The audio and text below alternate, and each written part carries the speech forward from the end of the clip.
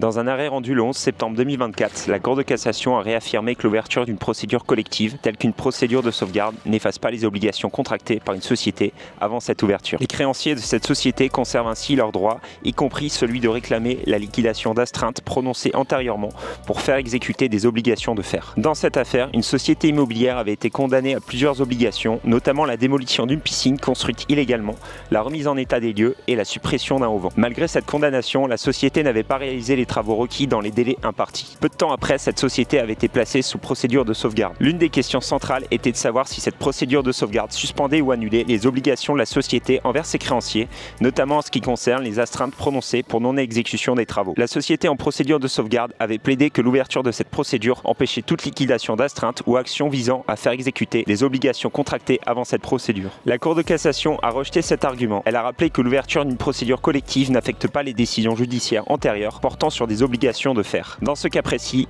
la Cour a considéré que la liquidation d'une astreinte de 15 000 € décidée avant la procédure de sauvegarde était justifiée. L'astreinte avait été prononcée pour contraindre la société à démolir la piscine et à se conformer à ses obligations. Le fait que la société soit en procédure de sauvegarde n'empêchait donc pas l'exécution de cette astreinte.